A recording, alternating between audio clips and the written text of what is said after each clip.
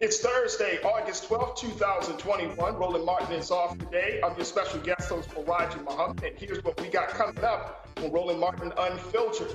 The census report released today shows that the white population has decreased over the last decade for the first time on record. We'll break it down with the panel. Congresswoman Eleanor Holmes Norton, the family of Representative John Lewis, and a coalition of activists delivered a petition to the Biden administration calling for an end to the filibuster. In Texas, after a 15-hour filibuster by Senator Carol Alvarado, the Texas State Senate still passed their voter suppression bill. Warrants have been issued for the arrest of the legislators who fled the state to avoid voting. Before leaving for recess, the Senate passes Arkansas Senator Tom Cotton's amendment to prohibit federal funds from promoting critical race theories in K-12 schools. And our conversations about critical race theory being fueled by social media. We'll talk about a new study that says yes. A group of young people say, why not divest in policing and invest in students? We'll talk to one of them about how they believe it can be done successfully. It's time to bring the funk. Let's get ready to rock and roll on Roland Martin Unfiltered. Let's go. He's got it. Whatever the miss, he's on it. Whatever it is, he's got the scoop, the fact, the find. And when it breaks, he's right on time and it's rolling. Best believe he's knowing. Putting it down from sports to news to politics. With entertainment just for kicks, he's rolling. It's on go, go, roll, y'all. It's Roland Martin, yeah. Rolling with Roland now. He's funk, he's fresh, he's real, the best, you know he's Roland Martin now.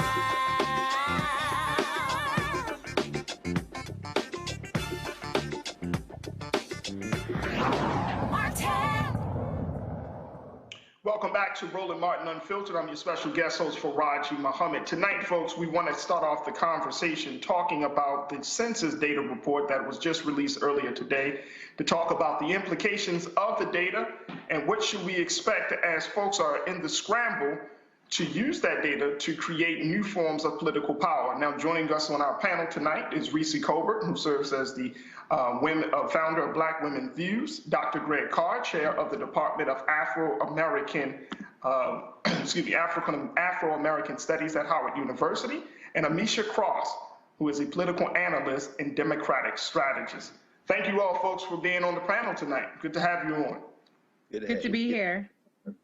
Let's start off talking about this situation. All right, Dr. Carr, I'm gonna start with you. I remember there was some time ago, Doc, and I might be going over some people's head, but I remember in the 90s, there was a big conversation going into the 2000s, but there was like in the late 90s, there was a big conversation about the browning of America. For years, some have talked about the browning of America. Some say that that really started to take place when Barack Obama became a president. Some say that it really, you know, when they put out there that America would look different by, and I think at that time they were talking about 2040. But looking at how this latest data confirms that the white population is on a decline while others of us are on an incline, how should we see this potential growth of power? Well, I think ultimately the United States will dissolve. It probably won't dissolve in our lifetimes, but certainly the trajectory is toward dissolution. Because we're talking about a race-based settler state where white nationalism, white supremacy has been the foundation for the country. And as a result, the threat of being overwhelmed by non-whites is a running theme in American history. You can look back to the Constitutional Congress, look at Ben Franklin talking about it as early as the late 18th century, and then come forward to the really beginning of the 20th century. Latrobe Stoddard wrote a book called The Rising Tide of Color. This comes in maybe 40 years after the 1885 Chinese Exclusion Act, where they start worrying about the number of non-whites coming into the country. And at that time, non-whites was broad enough to include folks like the Italians, if you can remember. And then, of course, we have the Immigration and Naturalization Act of 1965, which is the first major piece of federal legislation that tries to close the door, or at least shut the door a little bit, on non-whiteness. So this has been a running theme in American history. Soon, white people will be the largest minority in the country. This country will be majority non-white. That doesn't mean that everybody in the non-white group is going to vote the same way, which brings us to the census. I think that this positive moment we'll have finally, just to kind of begin this conversation, this positive moment we're going to have is going to end up in the courts. We may look at pay attention to the concept of opportunity districts. The Voting Rights Act, Section 2 of the Voting Rights Act says that if you can determine in a state that quote unquote minority voting power and strength has been diluted, and that is defined by determining whether or not 50% of that district is minority or not, you are under federal law, under the Voting Rights Act, required to create an opportunity district. So folks who are thinking that these white nationalists in the Republican Party can kind of gerrymander their way into permanent minority rule, like a kind of neo-Rhodesia, it's not that simple. And we can talk more about it as we go on, but that's just some opening thoughts. I appreciate that, Doc. I want to get your take on this as well, Reese. Does this report surprise you? And from a cultural and political vantage point, how do we make sure that the interests of Black people stay at the forefront where our issues aren't lost as the brown community continue to grow? Well, I mean, you make a good point, Faraji. I think in terms of democratic politics, we're starting to see the kind of shift towards courting Latino voters, and they're not a monolith, just as Black voters are not a monolith. But I think the more important pressing issue that we have is, as Dr. Carr stated, gerrymandering. I'd like to think that there will be some protection in the courts. They have ruled in the favor of, minority rights and minority representation. That is, until now, we have a 6-3 court, which is predominantly conservative and right-wing even. So I think that the census is really important because I think it's going to trigger that much more urgency from the Republican Party to try to get as much of this minority rule enshrined as they can, while they're the majority, and they're going to do the gerrymandering that we've talked about. I wonder, though, if the efforts that the Trump administration took to try to suppress the census turnout actually is part of what's driving this demographic change. There were more pushes in minority communities and with different groups to fill out the census, as opposed to the Republicans, who were very much down on the census, and Donald Trump tried to cut back on the resources for that. And that could be part of it. So it could be a data issue, but there's no doubt that this country is becoming more diverse. And I think that we're going to have more nuanced conversations when it comes to politics, because just because somebody is not black or not white doesn't mean that they are aligned with us, as you know, like people like to put us under the umbrella of people of color. It's definitely not that simple, and black people are going to have to make sure that we exercise our considerable electoral power to keep our interests at the forefront. Amisha, and speaking of electoral power, now that people are scrambling to redistrict a lot of the areas across the country to meet the fall deadline. Some states have already, passed some of their deadlines, but they're trying to get it in place for the midterm elections coming up next year. My big question is, because we often talk about census data, we look at the data, but how do we make sure that we use this data that's going to garner some real political power, especially for black political leadership? How can they use this data to gain power, as well as to empower citizens to get more civically involved? Before I answer that, I'm going to double down on something that Reese said a moment ago. I think that we have to remember, in the context of talking about the census, that those numbers, though they are helpful, we also have to remember that the black participation in the census was extremely underrepresented. And we can recognize that by the amount of counties and the amount of districts that are actually going to lose, funding for things like hospitals and various other resources that are extremely important, especially to African Americans, because the African American participation in the census was actually quite low. With that being said, I think that we have to look at the fact that the importance of consistently advocating for ourselves, the importance of consistently pushing for advancements in healthcare and healthcare equity, educational equity, housing equity. These are things that we have to do not only in census years, but also in midterm years and off election years, and ensuring that those who are in elected positions and elected capacity have their feet to the fire when it comes to not only promising us things on the campaign trail, but also getting those things done once they're actually in office. I think that one of the most tragic things about policy when it comes to the African American community is that the majority of people who look like those of us on this panel are looking towards the White House for solutions, and the White House only, and Congress only. We need to re-envision the understanding of state and local government power, because at the end of the day, the effects and the change that matter the most on a daily basis to the black community specifically are going to be done at the state and local level. You want to see police reforms? Guess what? That happens from the mayor's office, that happens from city council. You can make that happen at your county government level as well. You want to see advancements in how education funding happens. Make sure that you know your state legislative bodies. There's so many things that we can do without a dependency on the Biden administration or Congress. And I think that once our population has a better grasp on how policy is made locally, we will see some things move a bit more swiftly, and we'll see advocacy at the local level. Because again, redistricting is happening, and it's not only happening in red states, it's happening across other states as well. Voter suppression is happening. It's not only happening in the South, it's happening in the North as well.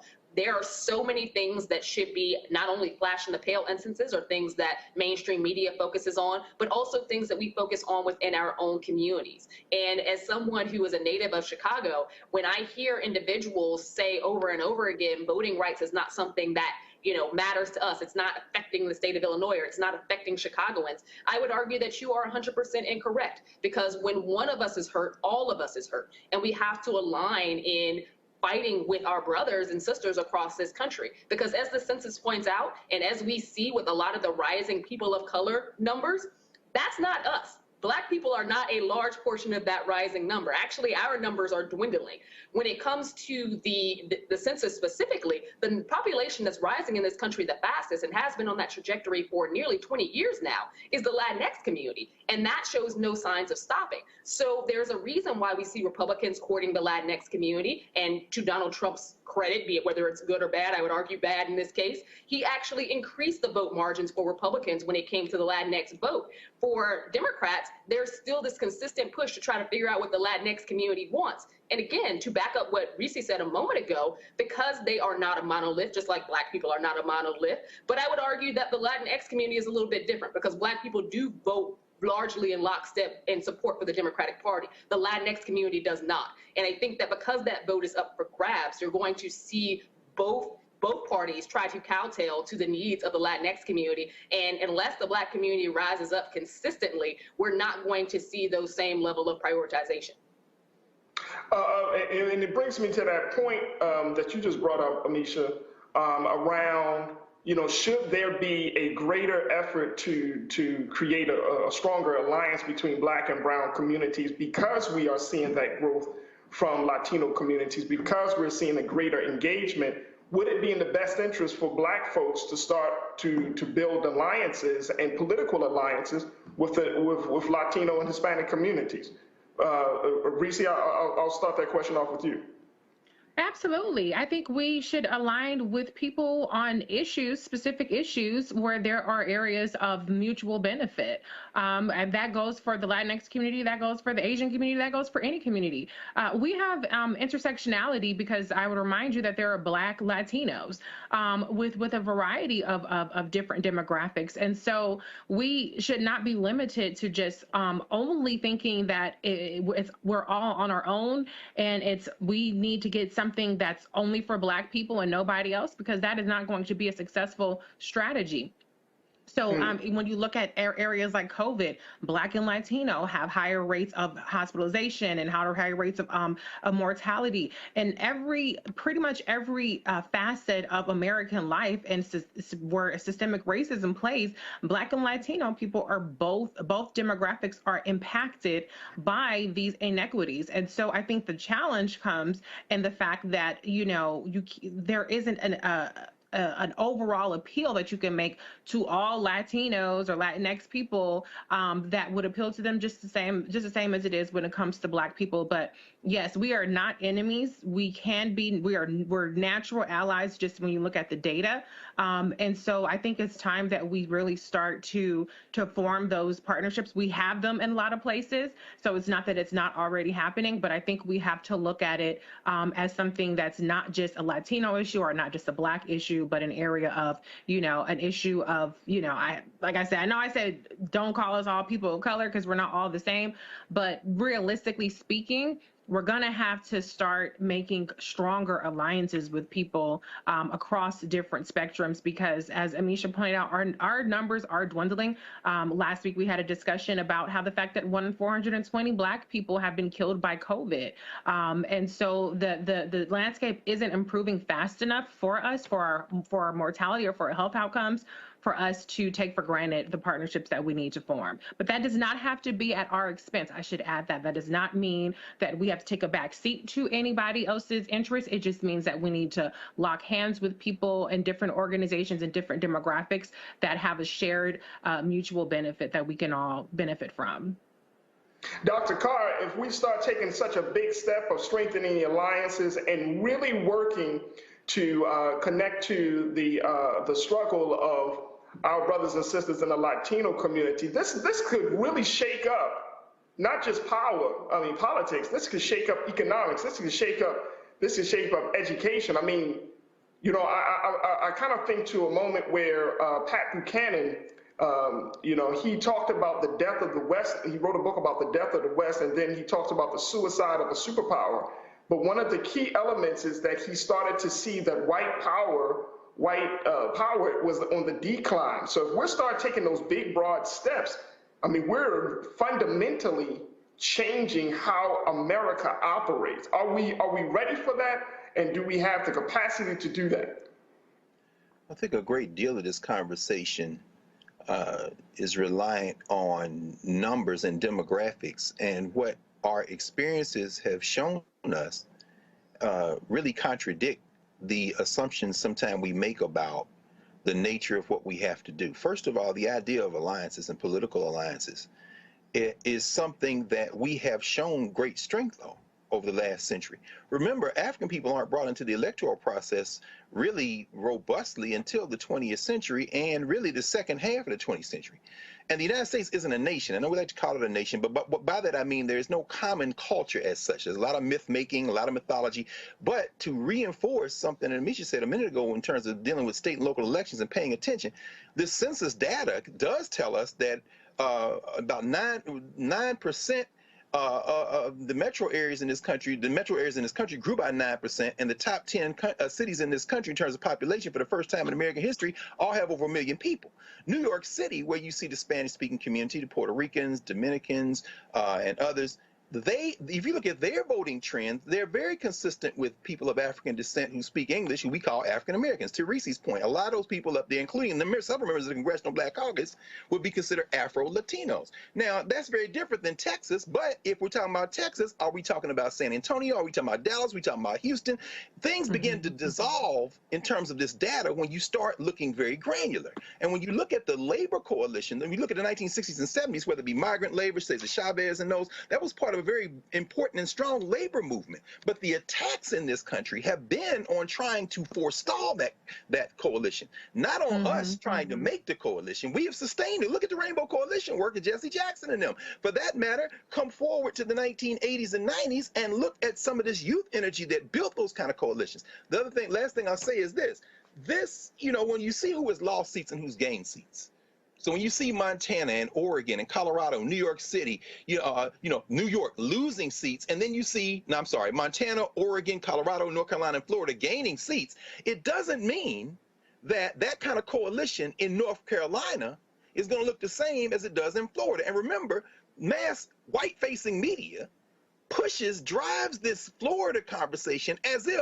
Puerto Ricans in Florida and Cubans in Florida are the same, and a lot of those Cubans in Florida are revenge-minded white Cubans in South Florida, and their own children don't vote with them. So again, it is important to engage in this coalition political building and not to forget that this isn't something we're starting, it's the continuation of something we've been doing for over a century. And that's the thing that these, it's being driven as if we're trying to, do something we haven't been doing. They're working to keep us apart, and they're going to fail. And that's the interesting part about it, Dr. Carr, because there are still some folks within our community that push back on this idea, that say, oh, no, we can't do, because they take our jobs. I've had conversations about this on my radio show. Folks are like, no, it's not happening.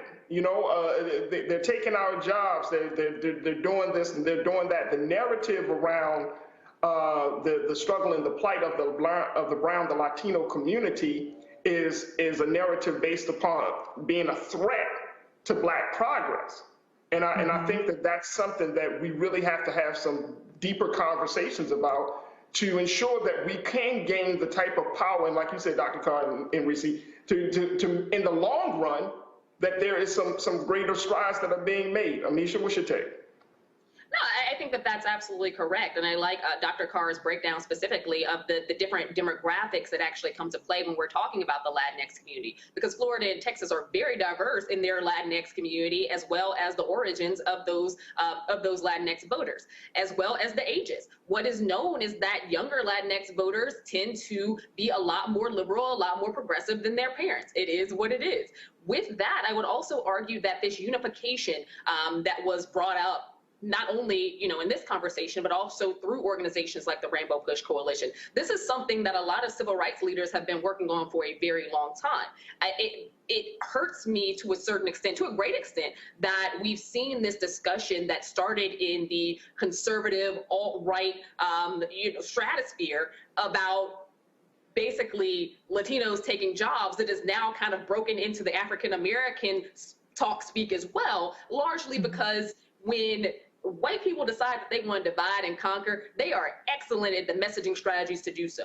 They have been talking about this for generations now. And at this point, noticing that their own population is dwindling, that they are not going to be the majority, that originally this was predicted to happen in late 2040, possibly 2050. Now we're seeing it expedited.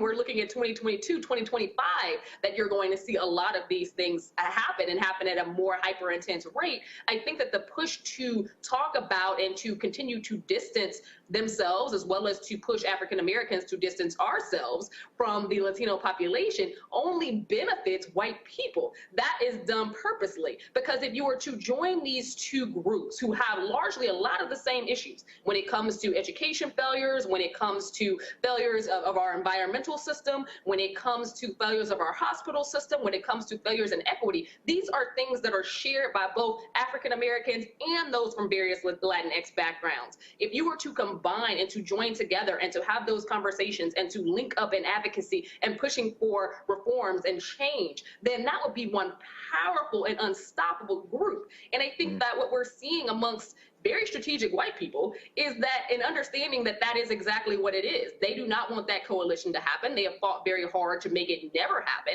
And I think that at this point, it behooves us as African Americans not only to look towards our interests, which again, are shared interests in many cases with various members of the Latinx community, but to also look towards where our leadership is actually going. We see, to Dr. Carr's point, Congressional Black Caucus members who are also Afro-Latino and Congressional Black Caucus members who have linked up with organizations like Unidos, who understand the importance of making sure that we carry our Latinx brethren as well, because at the end of the day, a lot of our issues are the very same. When we're talking about public schools, the public school system in America is not driven by white students. 75% of them are brown and Black students. That is the system.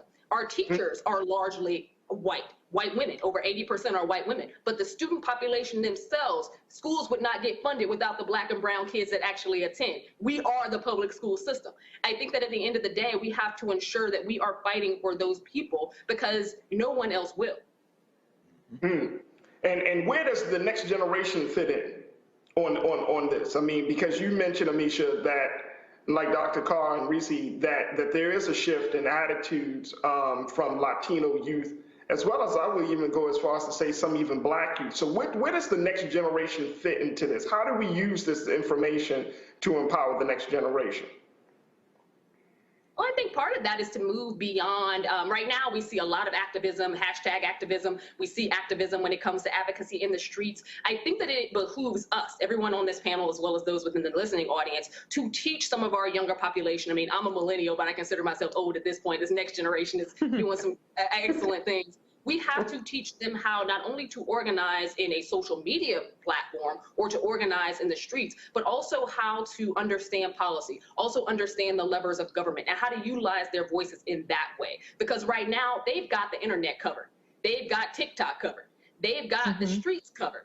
But what they don't necessarily always grasp is the policy. And I think that we have to do better, or our schools need to do better, at educating people on how state and local government works, what the levers are there, as well as how Congress actually works. Because our systems are not designed for youth to come up and shake things up. They're not.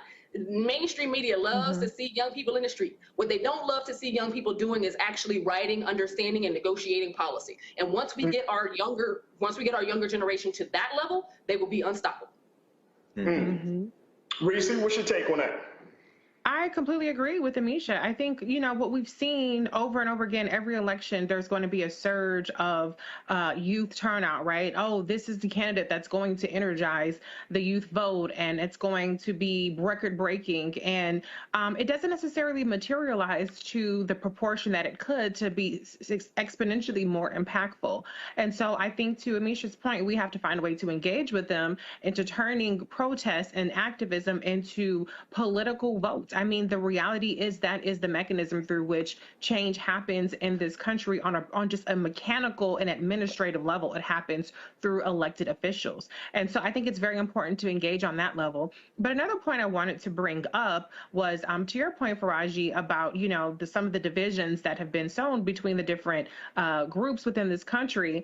I think one of the things we've seen, and I have an op-ed out today in the Griot about disinformation campaigns targeting the Black community. It's not specifically on this topic, but one of the things that we've seen is we've seen the pop-up of groups online, particularly Black groups that have very xenophobic attitudes. I won't name check them because I ain't trying to invite the bots and all the craziness, but what I will say is that there are very xenophobic, bigoted groups that are purportedly are presenting themselves as trying to advocate specifically for the Black community, but they're actually encouraging people to not vote.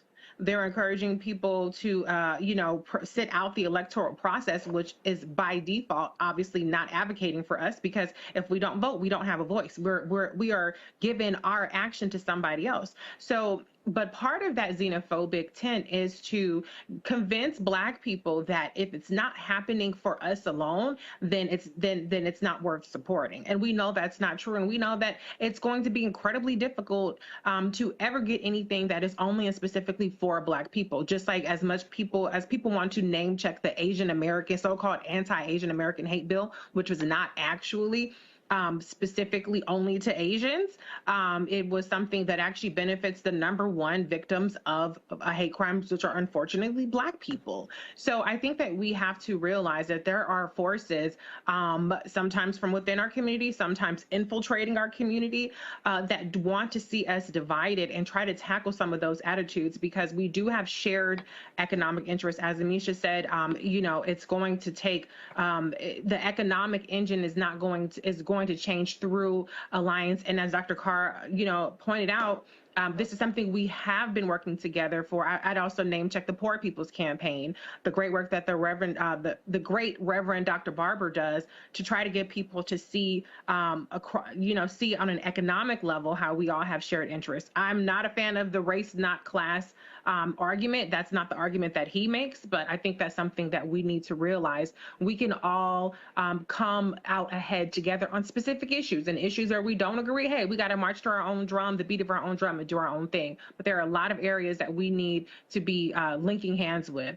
But the last thing I'll say is one of the things that I was very angry about was the fact that that VP Kamala Harris was not replaced with the Black woman. And there was arguments that Gavin Newsom made, or that people were making, the Latino vote is significant in California, and they deserve representation, as if leaving Black women with zero Senate representation was acceptable, and that a Latino senator, a male senator, when there are already several of them in the Senate, is an acceptable substitute for Black women specifically being there. So I do not mean by any means to suggest that other folks being in these roles are a substitute. As we've talked about local and state representation, they're not a substitute for us. They can be allies with us, but we still absolutely need to make sure that we are running for these positions, that we're voting for our candidates. We're not buying into the electability arguments that white is right, and that we're keeping our interests at the forefront. Dr. Carr, I want to get your final take on that part of, as you're a professor, you're talking to young people, you see the next generation in the spaces. What do you tell them when information like this is put out there? What do you say to empower them? Ignore white frameworks. That's why I went into Africana studies. You've got to ignore white frameworks. Don't turn that noise down. Turn it off. Turn it absolutely. Turn it off. They do not share our interest if they are still placing whiteness at the center of all of their logics. Understand that they're roughly speaking, this census will note there'll be about 330 million people in the United States right now. That's up 20 million from 10 years ago. So it isn't, the percentage of people of African descent who are seen as people of African descent first hasn't changed, but the numbers have grown, meaning that our population is growing too. It's just not growing in terms of percentage. And note the changes in the census over the last several decades, where they've tried to disaggregate by allowing people to check more than one box. In other words, part of the politics of the census is trying to contain non-whiteness. So if you speak Spanish, you see, Hispanic doesn't mean anything. Understand that if this was a mathematical equation, we would be Anglos, Latinos and Anglos. Those who speak English first are Anglos. And now, does that mean we're Black, white? So when you say Latino, you're really not saying anything. But that having been said, listen to young people. You want to look at some young people? Let's look at somebody like Jasmine Camacho Quinn. Jasmine Camacho Quinn won an Olympic gold medal last week for Puerto Rico. Now, some of y'all are saying, wait, I thought Puerto Rico was part of the United States. It is, but the International Olympic Committee allows territories to compete under their own flag. And although she was raised born in Puerto Rico, but raised in South Carolina, and her brother plays linebacker for the Chicago Bears, and if you listen to her, you would know she's running because her mama is from Puerto Rico and she was born there. Now, here's where it all comes together. There are 435 members of the House of Representatives. They don't want to change that number. which means that as the population shift and people have babies and people migrate, they're going to take one from here, add it here. California loses one, Texas gains two. Back and forth, back and forth, back and forth. But they have 100 senators. You know why they don't want to let Puerto Rico in, the Virgin Islands in? You know why they don't want Washington, D.C.? Because those seats would look like you and me. So they want to get people fighting over a language, when if you look at Jasmine in her face and she never opens her mouth, you're going to put her down in the census as African American. And guess what? She is African American. She's African Caribbean American. Stop listening to white people. That's the rule on this topic. And many others, but since we're talking about this topic, on this topic. There it is. Dr. Carr, I appreciate you for that. Folks, let's talk about this big other story. For the second day, family members of the late Representative John Lewis joined activists at a rally outside of the White House today, demanding President Joe Biden to urge the Senate to nix the legislative filibuster. Congresswoman Eleanor Holmes Norton and a coalition of activists delivered a petition to the Biden administration calling on the president to act on the filibuster, a move that would pave the way for Senate passage of the For the People Act and the John Lewis Voting Rights Advancement Act. Now, Cliff Albright, co-founder of Black Voters Matter, and Congresswoman Norton say the filibuster must end. Check this out. It will not end without action from people like you with petitions, with thousands of names. You are delivering today to make the point that we must end the filibuster. How long before we end this filibuster, this Jim Crow filibuster that going back to 1874 was used to block civil rights and voting rights acts during that time, during Reconstruction in 1874? How long before we end this filibuster that going back to the 40s and 50s and the likes of Strom Thurmond that did their standing and talking filibusters, right? How long before we end this filibuster that as recently as a year or two ago was used by one man to block lynching legislation that has never been passed in this country? How long before we allow this filibuster to continue to block the voting rights that we're seeking today? And we say today, not long, because we are here today to deliver a message clear and strong that we must end the filibuster, and we must end the filibuster now. The voting rights groups say the Senate must return from recess early to pass the For the People Act. I want to go back to the panel to get your take on this. Reese Colbert, Dr. Greg Carr, and Amisha Cross. If we're talking about this filibuster, it seems to be this antiquated exercise of holding on to power. What's the odds, and Amisha, I'm gonna start with you, sis. What are the odds, rather, that the Biden administration is going to now really listen to this call to end this filibuster? I mean, you got Cliff Albright, you got Eleanor Norton Holmes, you have the family of John Lewis. What will it need to, what's going to have to be done in order for the president to say enough is enough? President Biden has spoken many times, not only on the campaign trail, but also in his elected position as president of the United States, of his disinterest in ending the filibuster. He thinks that it is a very useful tool for the Senate, and that honestly, if it is ended, that the pendulum will swing and things will get a lot harder for Democrats to pass after Congress becomes more Republican held. He's looking at midterms, he's looking at possible losses in 2024 as well. I think that the civil rights leaders, the advocates that we've heard from thus far, are spot on. There is no movement in terms of voting rights as long as the filibuster is in place. I think that Joe Biden is just as wrong on this as he is on student loans. At the end of the day, this needs to end. If we do not move forward the John Lewis Voting Rights Act, if we do not move forward the For the People Act, all of the work that he is trying to do, everything that he said on the campaign trail, the equity lens that he was trying to design policy through, is for naught. Because without Black voters, without younger voters, without that diverse coalition being able to show up in the same way that they did in 2020, there is absolutely no way that this type of legislation will ever see the light of day. This is bigger than just this moment in history. Should these egregious voting rights bills continue to get passed across the country unchallenged, we are going to see a generation of people, possibly multiple generations of people, who do not have access to participate in our democracy.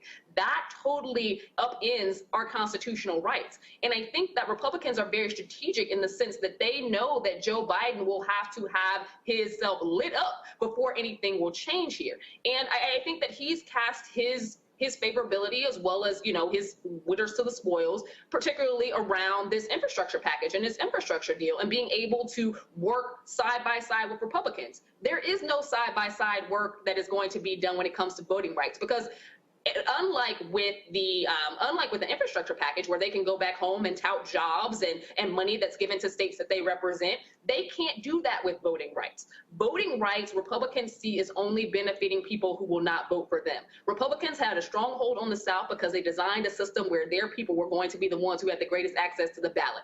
They saw that greatly diminish in the 2020 election and have been fighting tooth and nail to end the level of participation they saw just a few months ago. It does not behoove Republicans to support the voting rights access for people of color and younger people, because they know intrinsically that they don't have the types of policies, they don't have the types of mind frame, they don't have the types of rhetoric that those populations support. And they will never accept any type of legislation that means that they will lose seats or that they will actually have to formidably compete to get into office. So I think that without getting rid of the filibuster, without actually leaning in and listening to the very people who made it possible for Joe Biden to become president, for this administration to even take shape, without listening to those individuals, we're going to see this nation be taken back generations. Reese, as I'm, listening and kind of watching things unfold, I'm asking myself the question: how come Vice President Kamala Harris? How come she's not taking a more aggressive stance when it comes to this issue? Or maybe she is, and we're just not hearing about it, and it's behind the scenes. But I'm wondering, what is she's having these conversations with all of these different groups, especially with the women who have been protesting in front. In D.C., she's met with Until Freedom and a whole lot of other folks. So should we expect something to come from the vice president at this point? Well, Faraji, I think number one, she's Vice President Harris. She's not the Senate Majority Leader, and I think the problem really lies in the fact that the Senate doesn't have the same incentives that the House does to tackle some of these things like gerrymandering, because their elections are statewide. If Joe Manchin had to worry about his district being redrawn and being screwed out of Democratic voters, he might have a little bit more of an incentive. Same with Kristen Sinema. But the reality is there are a lot more Democrats that are not for filibuster reform than, the two that get the most attention, which is Kristen Sinema and Jim Crow Manchin. They're hiding behind those two senators, and so those folks need to be fleshed out as well. But I would argue that in terms of the filibuster reform, that's a Senate rule. That's something that Senate Majority Leader Chuck Schumer has to do, and I think that he needs to be a lot more creative with ways around this procedural hurdle in the Senate. That's something that Harry Reid took a step on, and he did filibuster reform as it relates to the Supreme Court and other measures. Senate Majority Leader Chuck Schumer needs to do that as well. And I think that if they had the votes, you would see a lot more public posturing from the White House. I do agree with Amisha's point that President Joe Biden is really focused on this infrastructure package, and he is not willing to use any political capital on voting rights until he gets that done. But as far as Vice President Kamala Harris's approach, I think what's important about what she's doing is she understands that this is a multifaceted approach to voting rights and voter suppression. Even if these bills pass, they probably won't pass in their current iteration. They may not pass in time to actually override any of these bills that are getting passed at the state levels. And we have a very hostile judiciary in the Supreme Court, which is, again, had a blow to voting rights. And so what she's doing, her efforts in pulling together different advocates and different community organizations and different demographics, like the disability community, is that there are a lot of ways that that we have to make sure that people are involved in the electoral process. So I think that's what she's doing. She's focusing her areas on executive power, on, you know, getting resources to these communities. And I do agree with Black Voters Matter. They've said this many times. It's not fair to put the burden on community organizers to do the heavy lifting that Congress is supposed to do. But I also would argue that it's not fair to put the onus on Vice President Kamala Harris to do what the Senate Majority Leader is actually responsible for doing. But I think she is doing important work there. I think that the White House does recognize that it's not going to be a silver bullet by passing voting rights legislation, though it is very important. And that's why President Joe Biden has appointed a record number of Black women specifically to the judiciary. Those kinds of personnel choices, as well as what the Justice Department, you have Kristen Clark, who's in there as an assistant attorney general.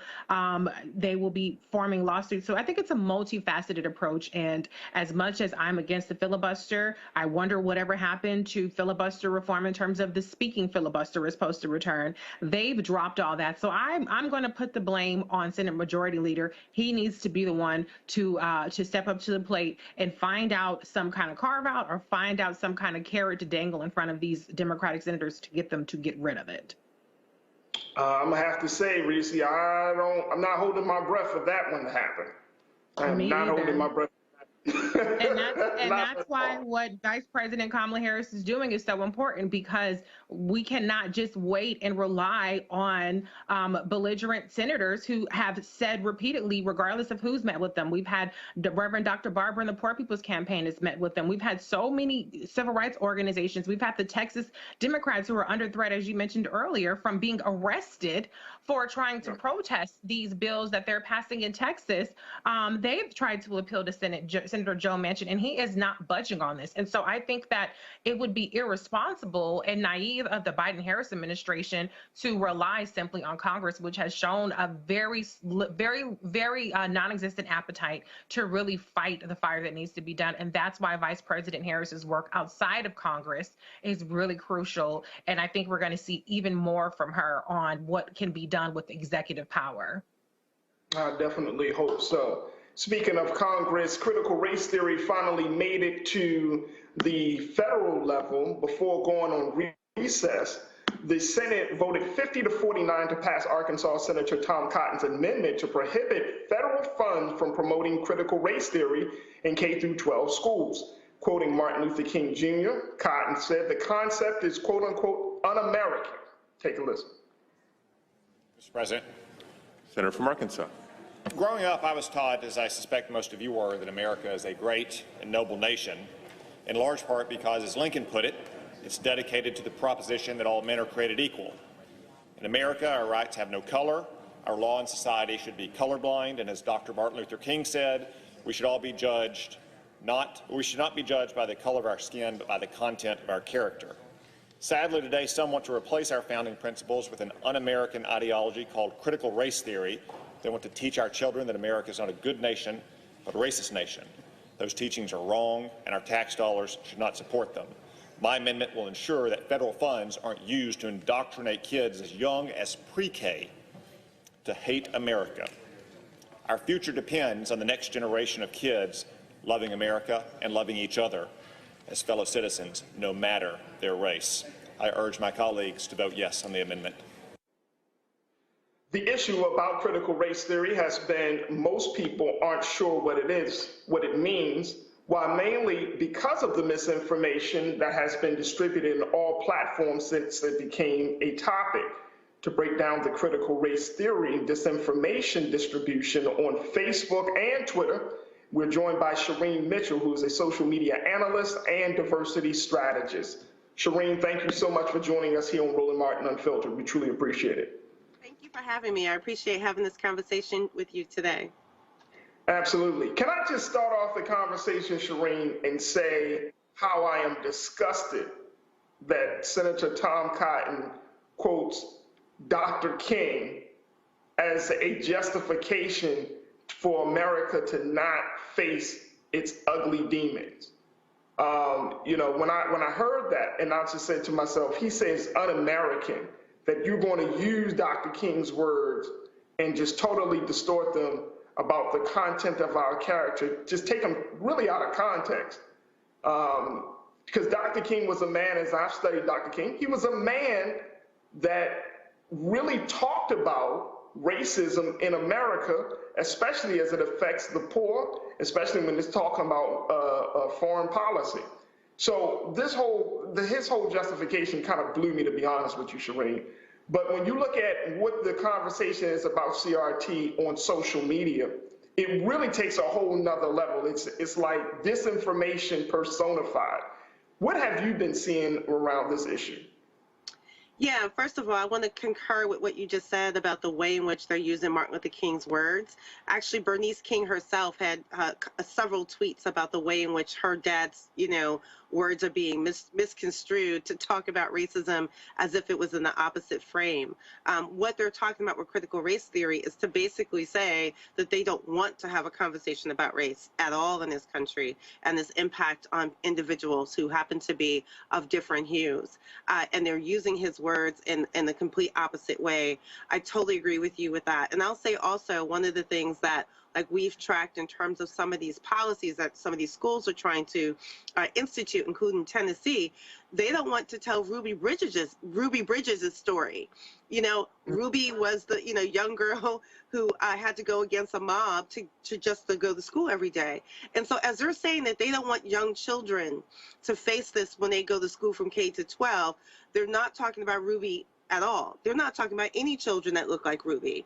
They're saying that Ruby and the likes of children like her, she was 6 years old, should endure racism while children who are maybe participating in racism are not being held accountable at all at the exact same age, nor their parents.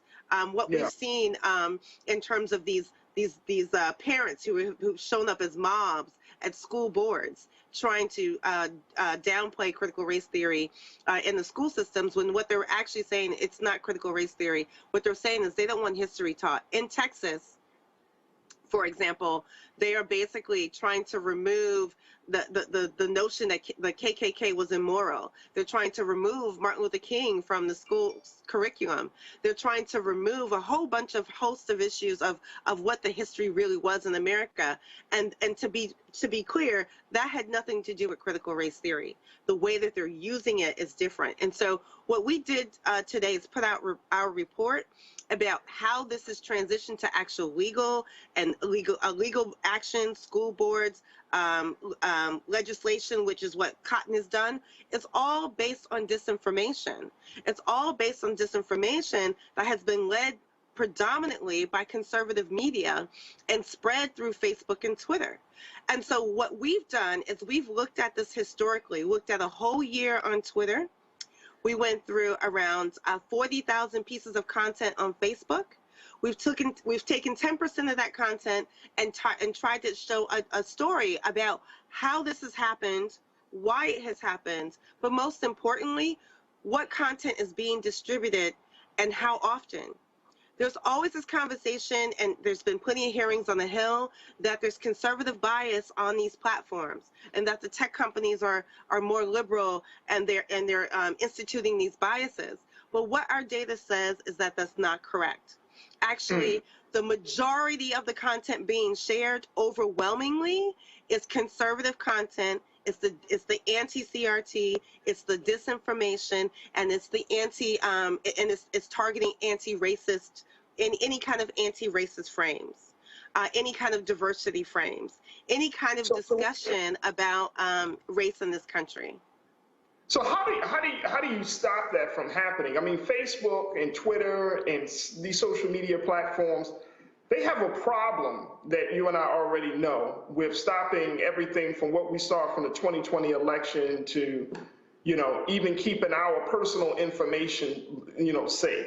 So how do you uproot that level of disinformation about such an important situation, such an important issue like critical race theory? I think that we have to admit the fact that what has been happening is that the algorithms has been benefiting and amplifying the disinformation, and has been amplifying the conspiracy theorists, that has been amplifying predominantly white voices. I mean, that's what our data shows. Because when you look at the data that actually that comes from liberal media, or media that is or any content that's being shared by the Black community or Black scholars, very little content is distributed or shared. Like, basically, from a Black content perspective, it's 2.8%. When it comes to how it gets shared, it's 0.9% in comparison to the conservative shares of this content. So that's why we took a look at this. We're trying to say it's more than just an accident that this is happening. It's that the systems of which these companies have built on, in terms of their algorithms and their amplifications, is allowing this to happen. And one of the ways that we can maybe counter this is to go back to saying, well, how are we elevating or maybe suppressing the voices that are trying to say a counter narrative to the disinformation. And from what we're seeing is that there's some steps that can be taken, but first these companies have to acknowledge that their algorithms are amplifying and weaponizing the disinformation for clicks and impressions and user base. So from the average user like you and me, should we be advocating to not have these conversations on social media? No, I don't think we should stop having the conversation. I just think that we need to be, we need to be talking about it more to counter the disinformation. We need to report. We need to also report more of that disinformation. But we also need to make sure that we are participating and sharing more of that content. But I will also say this, the media, i.e. the media who's supposed to help us counter that information, needs to be doing more as well. Because the content that's going out from even quote unquote left-leaning media, if you look at our report, we go through all the different media through a bias lens, a third-party bias lens that tells us which media is leaning which direction, whether it's left or right or center. We're noticing that the content that's being shared the most is mostly right-leaning.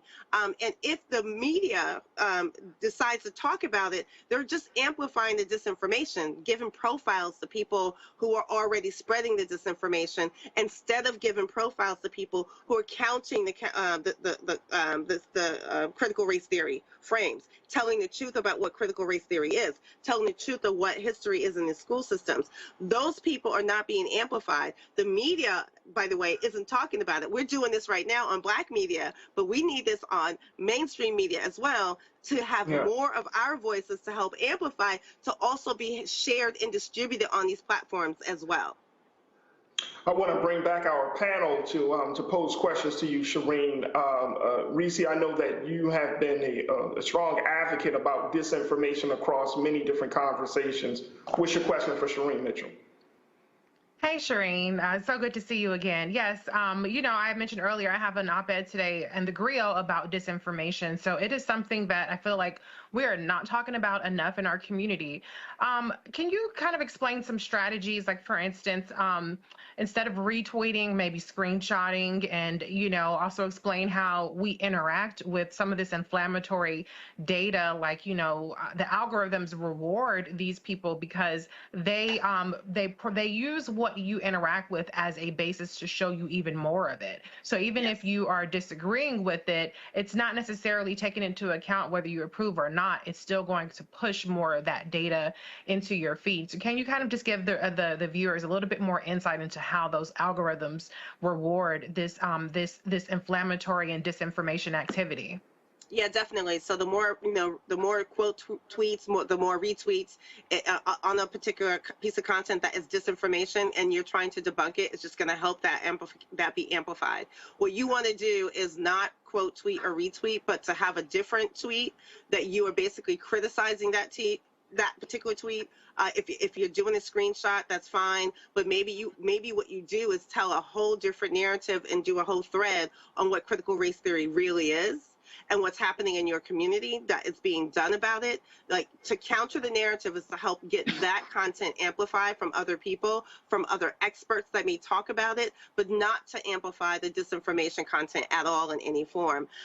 The way in which these things are gamed, with the fake accounts, and I think you know about this, pretending to be us and all these other aspects that may share that content, when that happens and other people continue to share or even respond to the fake accounts, it just allows the amplification. And what we want to do is make sure we're amplifying the real people. We want to make sure we want to amplify the real experts. We want to amplify the content and the articles and the media pieces that are about what CRT really is, to counter the narrative that's out there. Right now, disinformation is spread 6 more times than factual, and we need to change that number around.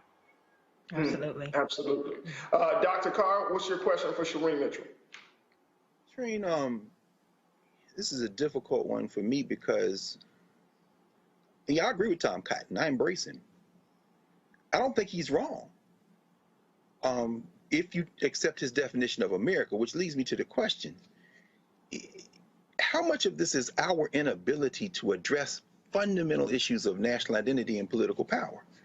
I mean, when you really stop to think, and having read the 1776 report and really done a deep dive and looked through, thematically, in my mind, there's no difference between the 1776 report and the 1619 project in terms of still placing American exceptionalism and this idea of this country, this perfectible experiment, at the core of our aspiration. Now, how much of this is our inability or unwillingness to grapple with the fact that the heart of critical race theory opposes everything these white nationalists stand for, and that they are fighting for their lives? Instead of trying to make appeals about logic and facts, this ain't about logic and facts. These white people are circling the wagons. How much of this is about our inability to have an honest conversation about this? Well, there's a lot to that. I mean, you're absolutely right. I mean, not only the honest conversation is like the fact that they don't want Ruby's book in schools. That means that they don't want to talk about what happened to Ruby. They don't want to talk about the mobs, right? We're having a conversation about the fact that we want to pretend. I've said this multiple times. As I hear people say, well, I didn't enslave your ancestors, right? That conversation comes up all the time, but your people did. And the truth is, right at this moment, you're still denying the racism that you participate in right now. That's what cancel culture is about. That's what wokeness, anti-wokeness is about. And in my opinion, anti-wokeness in the frameworks of it is saying anti-black anyway, because it's a black term. So we're basically saying that people in this moment don't want to be held accountable. So we know they don't want to be held accountable for the past of their own ancestors. And so because of that, we are systematically, and we have systematically been coming up with muzzle laws to make sure that we aren't telling those stories. And so we've already had a problem with even telling the true stories in our current history books. And now what they want to do is remove them entirely. Like when you see, states that are literally trying to take MLK out of the books, that just tells you they don't want to tell the history at all. And so what you are saying is that this country does not want to grapple at all with its history. No matter how many times someone says that, real history needs to be told, as if it's not being told now in proper ways. But they're also saying that we want real history. We don't want theories. But what they're doing is they're using the theory, the concept of critical race theory, which is looking at laws, the actual laws in this country that are racist laws, like sundown towns. Like they want to use laws right now to remove history. But if you think about it, critical race theory would be criticizing the fact that they wanted to remove that history. Exactly. And using the law to do it. Exactly. So we're in a cycle here that is very much about what you just said. I mean, Tom Cotton is really saying out loud, we should never have to rehash any of our history. We should not remember Tulsa. We should not remember slavery. We should not remember that even at this moment, some cities still have sundown towns. Right? That's right. That's what they're asking for at this point. And what we've been doing is saying we need to not one, talk about it, but two, get rid of those laws. That's right. Amisha? Well, first of all, I wanted to say thanks for coming on and giving us as much information as you have thus far. As someone who's worked in the K-12 system and has designed policy for both K-12 as well as early childhood education, we tell facts on Roland Martin Unfiltered. Critical race theory is not taught in ECE, and it's not taught in K through 12, and it's not taught at the university level either. This is a law school theory. And if you haven't been to law school and chosen it as an elective, you're not hearing anything about critical race theory anyway.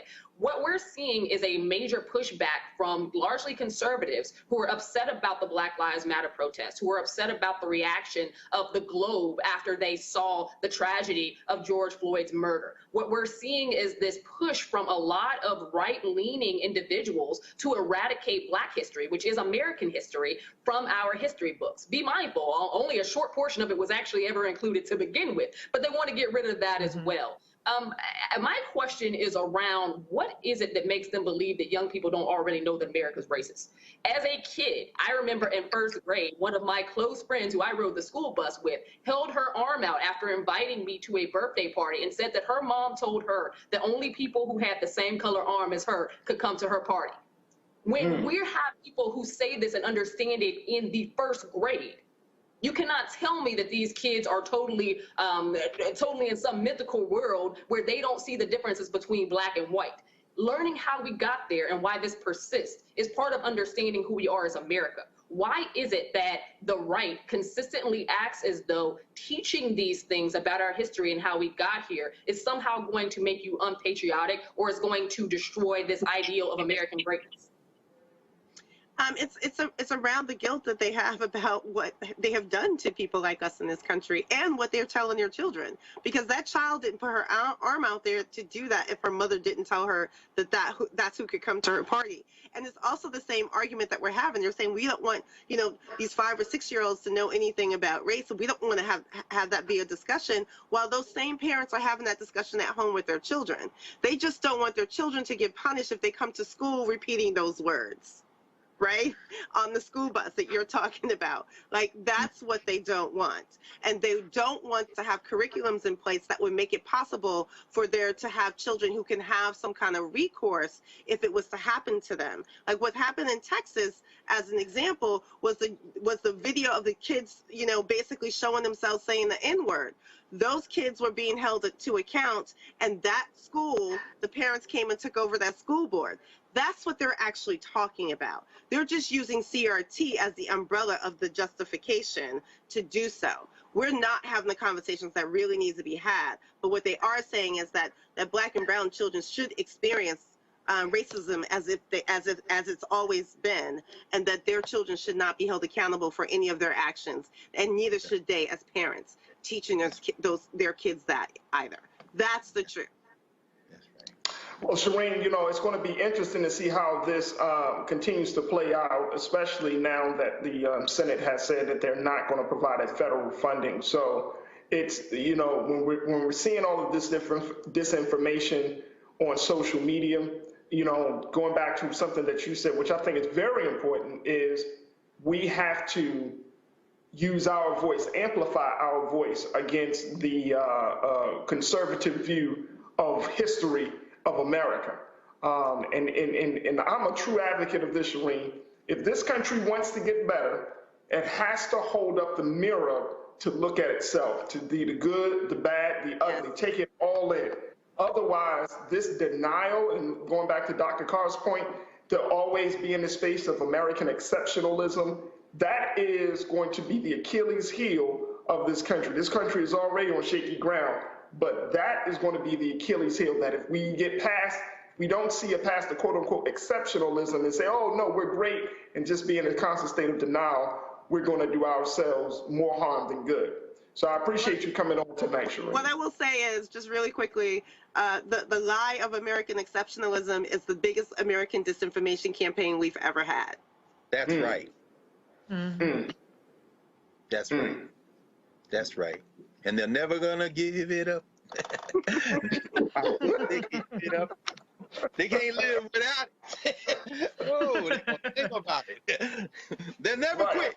Just ain't they stick. But anyway, enough Barry White. Shireen Mitchell, thank you so much for joining us tonight here on Roland Martin Unfiltered. We truly appreciate it. Thank you for having me again. Absolutely. Folks, we got to take a quick pause. When we come back, more conversation. So stay with us. It's Roland Martin Unfiltered.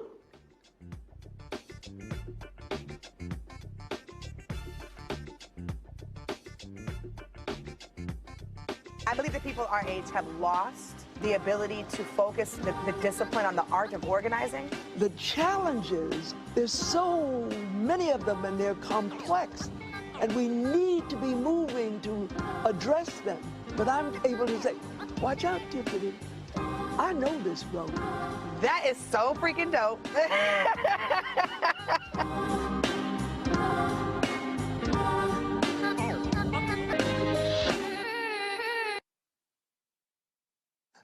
Ceek.com, we are partnering with them, of course. We appreciate their support right here on Roland Martin Unfiltered. Check out a couple of their products that you can take advantage of. And you're watching us on Ceek. What's going on? This Quavo Huncho. Right now, you in the Huncho's world. Please let the music play.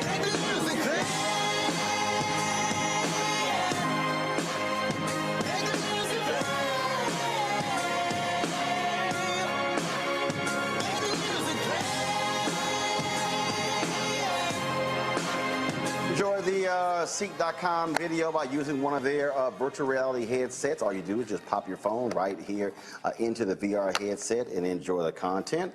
You can also take advantage of their 360-degree headphones. These headphones here come in a couple of colors, black and gold, but then also all gold. And so you can check these out. If you want to use our promo code to get a discount, it's RMVIP21, RMVIP21. Then, of course, a portion of the proceeds comes back to Roland Martin Unfiltered, which allows for us to fund the show. And so this is a black-owned company, and we certainly believe in supporting black-owned companies. Mary Spiel is the founder. And so, again, go to Ceek.com, use the promo code RMVIP21. George Floyd's death hopefully put another nail in the coffin of racism. You talk about awakening America. It led to a historic summer of protest. I hope our younger generation don't ever forget that nonviolence is soul force. Priceless.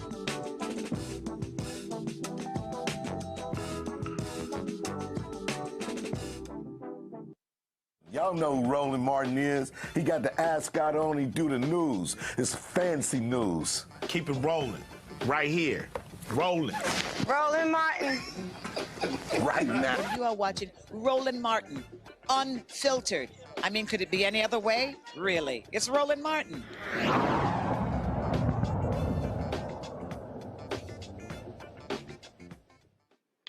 Welcome back to Roland Martin Unfiltered. I'm your special guest host, Faraji Muhammad.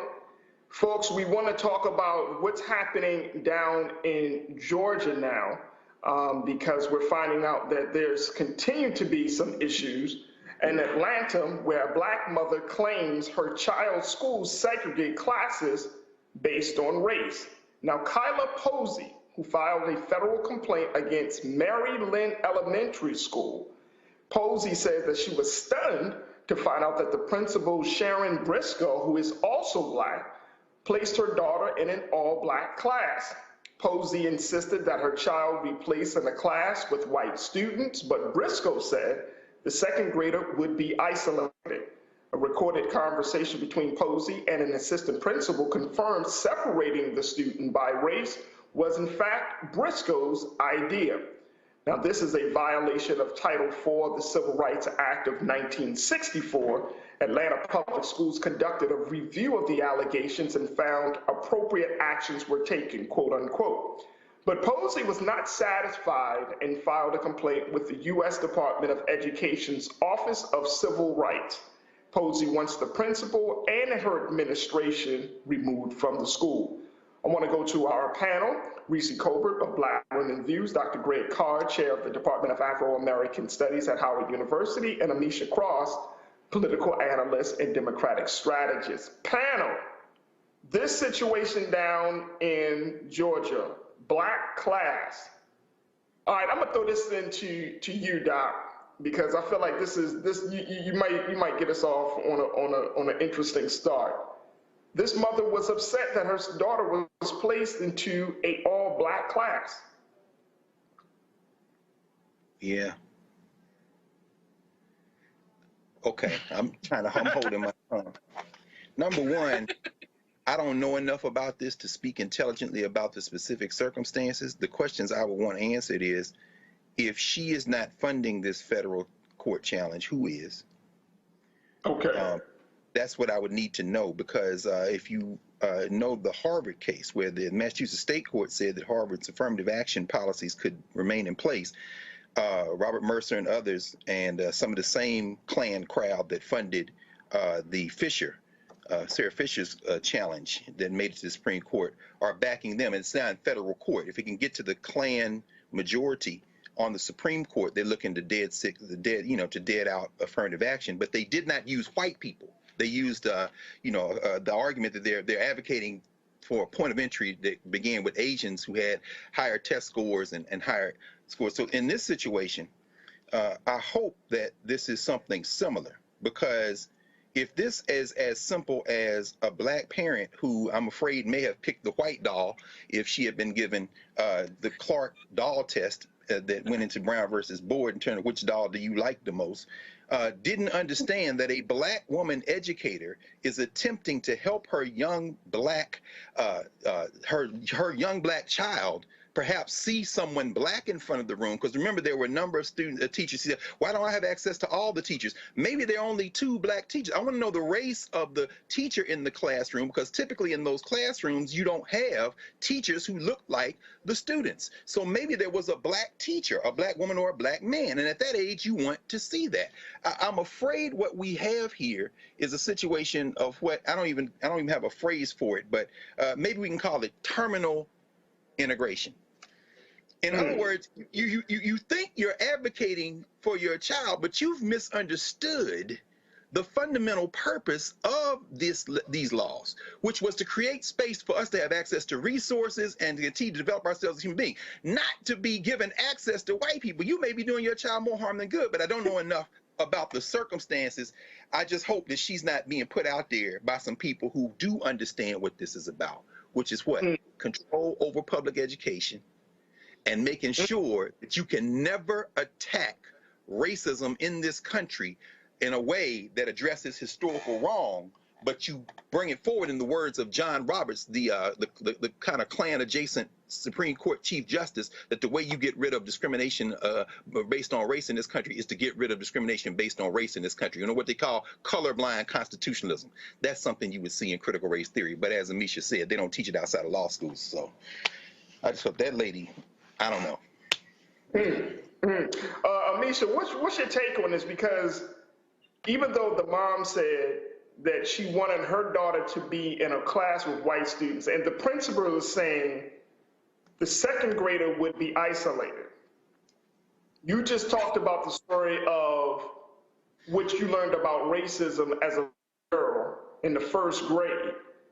I mean, does the principal have a case? Does the principal, making this decision saying, look, I think this is in your daughter's best interest to put in an all-black class? All-black class. I mean, is the principal wrong in making that decision? I don't think that the principal is wrong in making the decision. I do think, again, as somebody who's worked in education at the K through 12 level, that conversation should have happened with the parent before moving the child. And I say that because, to Dr. Carr's point, this could be one of 2 things. This could be a parent who just assumes that water tastes better or water is colder if it's on the white side. Or this could be a parent who honestly feels like her child learns more in a diverse, and what she is assuming is a diverse classroom. I would have to know more backgrounding on the school itself. Is this a school that just has very few African Americans in general? What I do know is that schools across America have a whole lot of white teachers. Over 80% are white teachers. So for there to even be a black head of the classroom in the K through 12 level is exceptionally rare. As someone who had only 2 black teachers in K through 12, one of them was my own mama because I was homeschooled for a while. At the end of the day, I can say that it does make a difference having a black person lead the classroom, be it whether you're in an all-white classroom, which I was in outside of homeschooling. I was often the only white kid in my class, and trust and believe I am in accordance with that principle. There is no way you don't notice it. There is no way that you aren't treated differently. And I think that that type of conversation needs to be had with that parent before moving that student. But I also think that we need to talk to Black parents differently, because at the end of the day, there are a lot of Black parents across this country who assume that if your kid is in a white class or your kid is in a class led by white people, that they are learning more than they are, or their education is going to be better than if they are in a classroom full of Black kids. And I can say that that is flat out a lie. What we know is that there are significant resource differences between schools that house predominantly Black kids and schools that house predominantly white kids. It is not an education deficit based on teaching. It is not an education deficit based on culture. It is a deficit based on the fact that we have a system that provides more funding, more assets to white schools, to suburban schools, than they do to African-American schools or schools that are largely in African-American communities.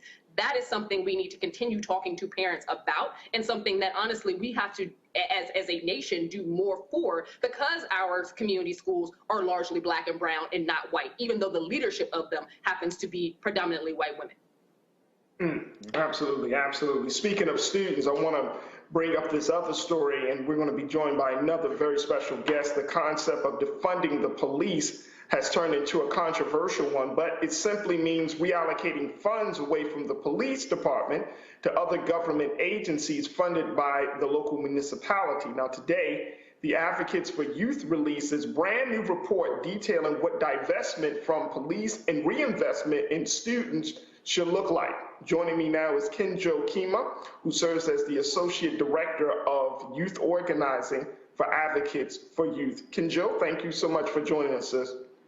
Thank you so much for having me. I'm really excited to be here tonight.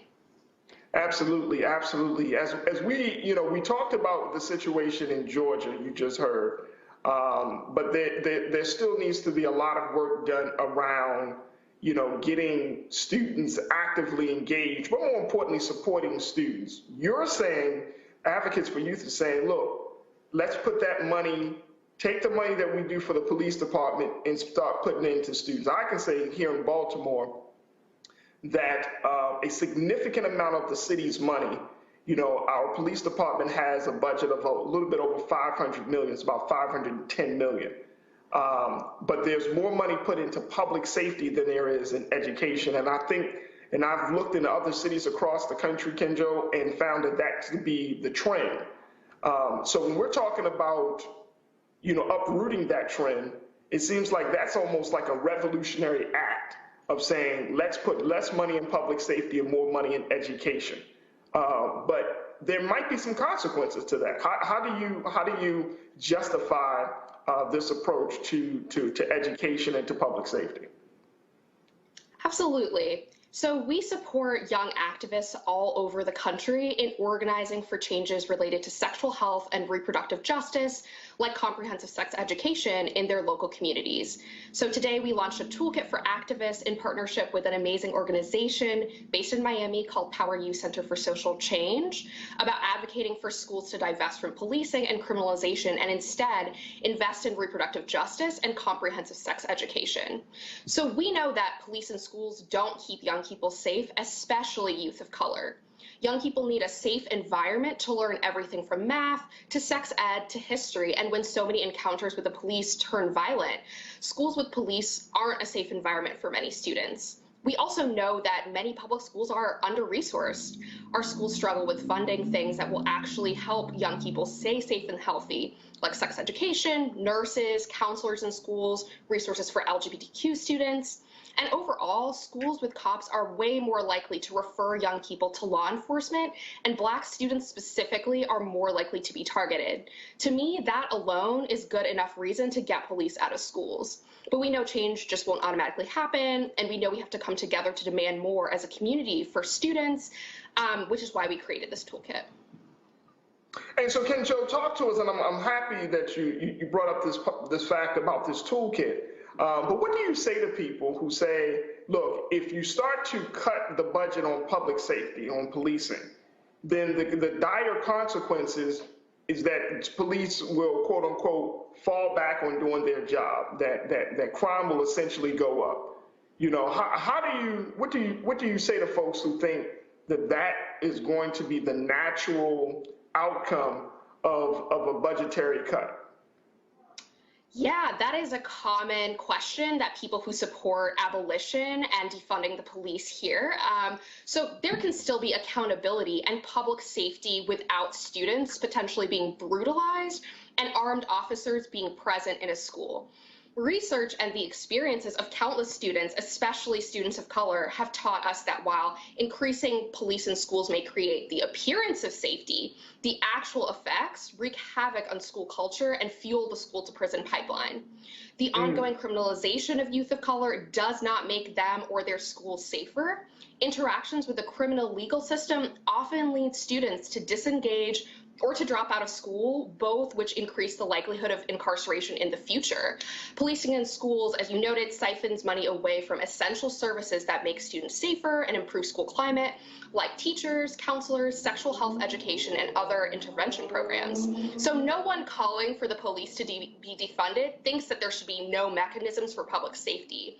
There are unarmed professionals, like counselors, trained to work with young people who can leverage the relationships they already have with students in schools to de-escalate tense situations and repair harm after violent ones. So is a recommendation from Advocates for Youth, is the recommendation that students learn about conflict resolution, that students become equipped with knowledge on how to resolve, heated situation. Is that a part of the recommendation from Advocates for Youth? I think a lot of it is about schools investing in restorative justice and investing in conflict resolution without using violence or force against students, especially students of color. So yes, of course, I think that, conflict resolution is a valuable tool for every person to have, but specifically administrators, teachers, other folks who work in schools should invest in learning more about practices like restorative justice instead of criminalization and throwing young people in cages. Absolutely. I want to bring our panel back into this conversation. Dr. Carr, I'm going to start with you, sir, for your question for Ken Jokima. Well, first of all, thank you for the work. This is Jokima. I would just ask, given the fact that this work is excellent for policymakers, for folks who are in positions, particularly state and local level, to do something about this, how do we get at the structural problem that all of this concept of policing is grounded in a fundamental anti-blackness that is not susceptible to logic or facts or aspirations to live in a better society, but is based on a deep visceral fear and hatred? How do we get at that underlying kind of core issue in your mind? That is a great question. A lot of this has to do with racism and anti-blackness in society broadly, and as in schools, as you're pointing out. I think when advocating for your police to be removed from your local school district, there's a lot of things to consider. So the U.S. has the highest incarceration rate in the world, and policing students of color is a key component of the school to prison pipeline for Black young people and for other youth of color. Minor infractions in school often lead to students of color being removed from classrooms, being placed in juvenile and adult correction systems. And I think that, as you're pointing out, a lot of this is rooted in anti-Blackness. Black students face higher disciplinary rates, like higher suspension rates than white students. And I do think that, this work is about undoing racism within the school system as well. Absolutely. Thank you. Absolutely. Great question, Dr. Carr. Let me go to Amisha. Amisha, what's your question for Ms. Kenjo? Thanks so much for being here. I used to serve with the National Black Child Development Institute. And one of the reasons why I came to DC was literally to drive policy change around the school to prison pipeline and to get rid of SROs, to make sure that we decrease a lot of what we're seeing in terms of pushing out a lot of our young people, specifically those at all grade levels, but putting a special highlight on the youngest of those, our ECE babies. Our early child education babies are pushed out and literally walked out in handcuffs in 80% of cases. And I don't think that that's something that is acknowledged enough, that the school to prison pipeline starts with 3-year-olds, not 15 and 16-year-olds. It's bad at the high school level. It's extremely egregious at the ECE level. When we're talking about this and the riskiness or the dangerousness that white America happens to put on Black children when they adultize a lot of of them for basically the exact same behavior that you see among white students. There are a lot of students who can't sit still. There are a lot of students who will talk while the teacher is talking. That's not something you need to call police in for, but that's something that we consistently see happen in these classrooms. What will it take for America to see that not only that this is a level of egregiousness for the exact same behavior, but to actually reduce some of this in our classrooms? Because I think that when most people think of cops being called in, they think that it's because of fights. They think that it's because of some type of violent action or guns or something brought in school campuses. And that is simply not the case. In many cases, we've seen kids get walked off in handcuffs because of an outfit they had on, because a teacher didn't like it.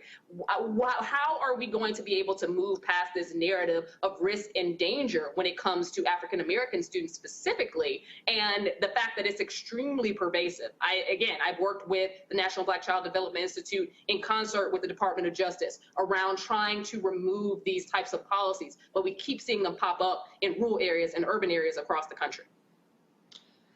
That is a great question. So the reason we launched this toolkit is to support activists. So we support young activists in their local communities who want to make changes. And this toolkit, which you can find on our social media pages, sort of walks a student activist through the process of organizing for this change, right? Because as you noted, it's deeply rooted, right?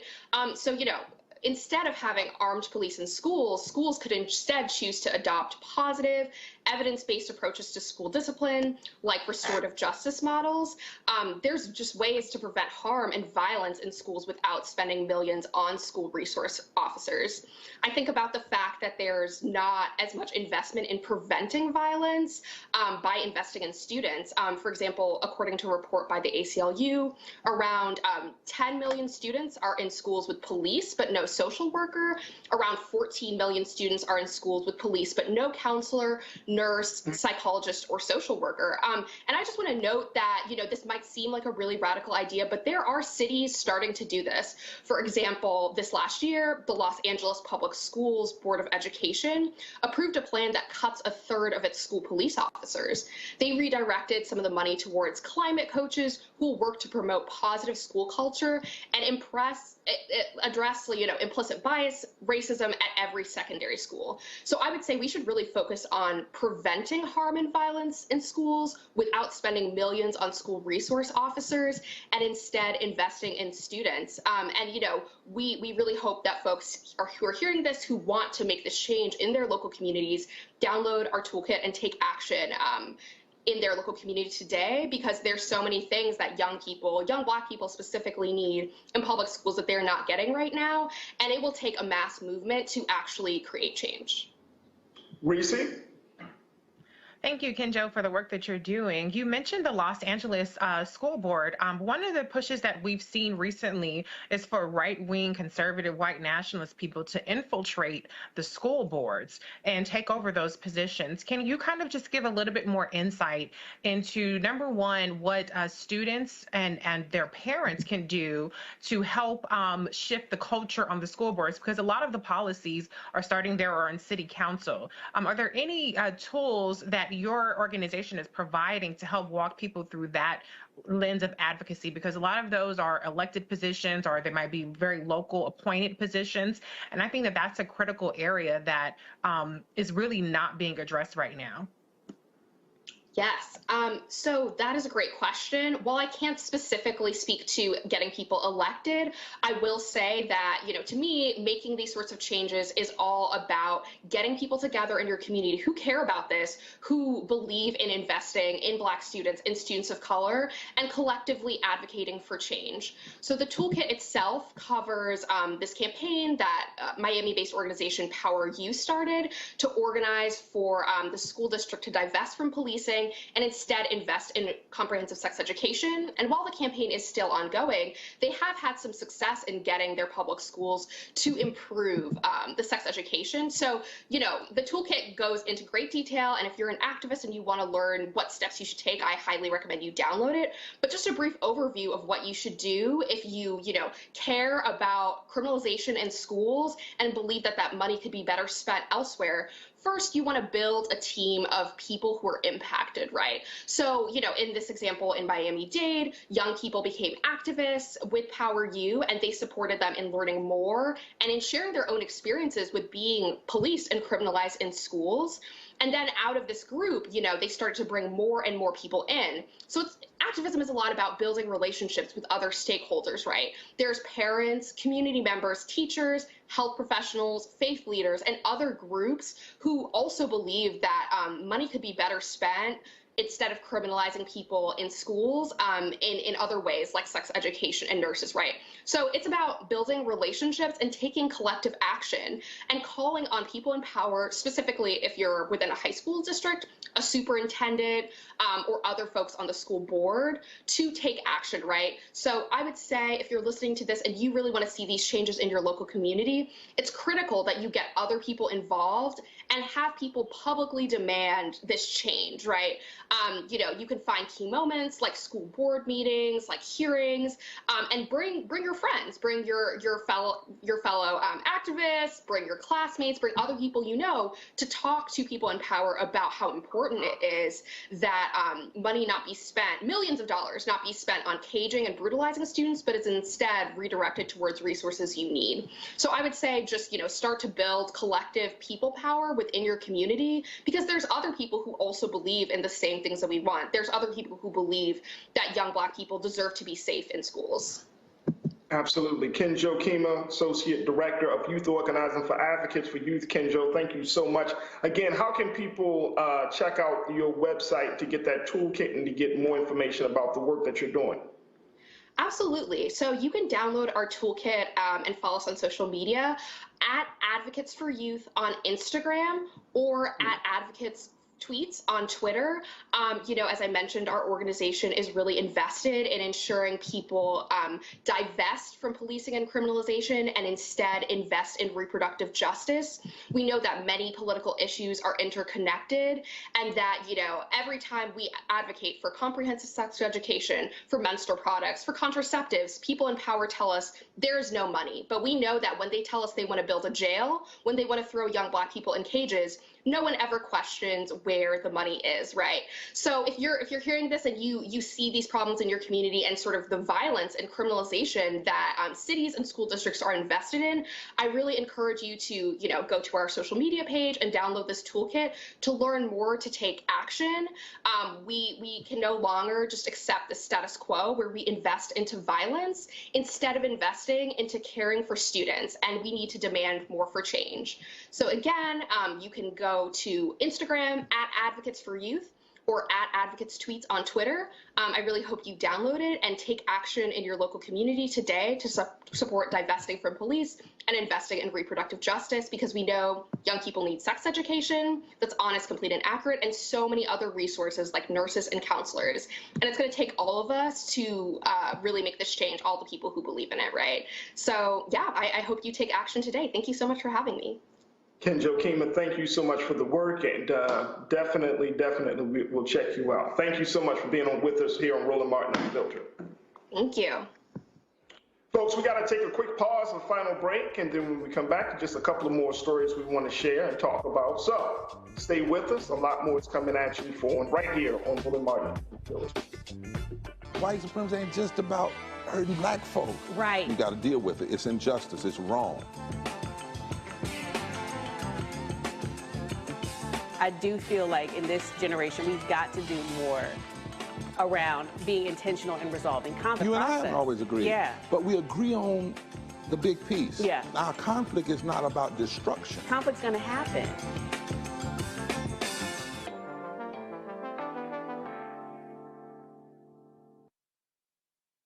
Before Till's murder, we saw struggle for civil rights as something grown-ups did. I feel that the generations before us have offered a lot of instruction.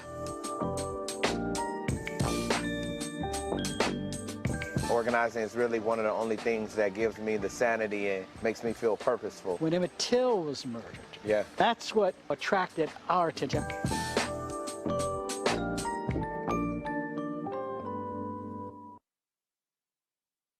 Hello, everyone. everyone. It's Kiara Sheard. Hey, I'm Taj. I'm Coco. And I'm Lily. And we're SWV. What's up, y'all? It's Ryan Destiny, and you're watching Roland Martin Unfiltered.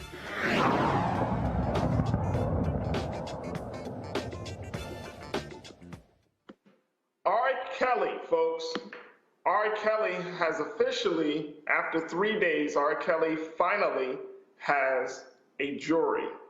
Yes, that's the big news that's coming out. 7 men and 5 women will decide whether R. Kelly is guilty of a long list of federal sex crimes and racketeering charges. There are 6 alternates who are all women. The jury's racial makeup is unknown. The jurors' identities will remain anonymous, and they will be partially sequestered. Now, opening statements are set for August 18th and will last about 4 weeks. Now, according to the federal indictment, R. Kelly is facing 20 years on federal charges that include racketeering, bribery, sexual exploitation of a child, kidnapping, forced labor, Mann Act, violation of the Mann Act, transportation of the Mann Act, coercion and enticement of Mann Act, and the coercion of a minor. Now, how did R. Kelly get here? Here's a brief timeline of how all of this began. On August 31st, 1994, he married his 15-year-old protege, Aaliyah Harton. Then on May through October of 99, during this time, he is accused of illegal conduct with Jane Doe number 2, who met Kelly when she was 16 years old after a member of his entourage approached her at a fast food restaurant. Now, prosecutors say that Kelly filmed their sexual intercourse multiple times, creating child pornography. December 21st, 2000, the Chicago Sun-Times publishes the first in a series of articles about R. Kelly, written by James DeRogatis and Abdon M. Polish.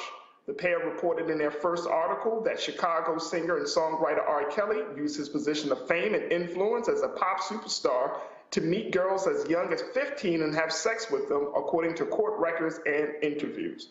February 1st, 2002, the Chicago Sun-Times anonymously receives a copy of a videotape that appears to depict sex acts between R. Kelly and a girl who is believed to be 14 years old. The newspaper turns the video over to the police.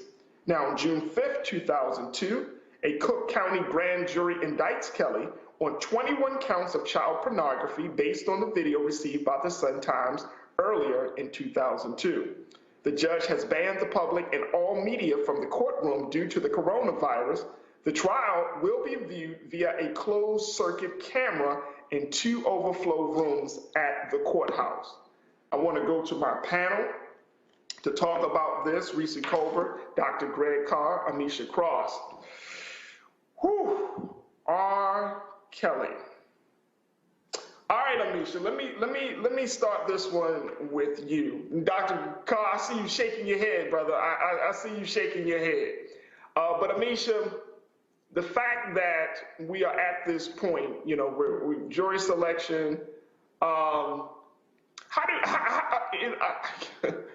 trying to make sense of it all, because this is years of abuse. This is a litany of charges. What do we do with this? I honestly thank Lifetime and the Surviving R. Kelly documentary. And I say that because as a native Chicagoan, as someone who literally worked at the school that R. Kelly used to prey on young people at, again, he did this in the 90s up to the early 2000s. He would literally come to this school and wait for kids to get out. These were young teenagers. And then when he was banned by Chicago Public Schools from being on this campus, he went down the street to the McDonald's to catch those young kids at the McDonald's.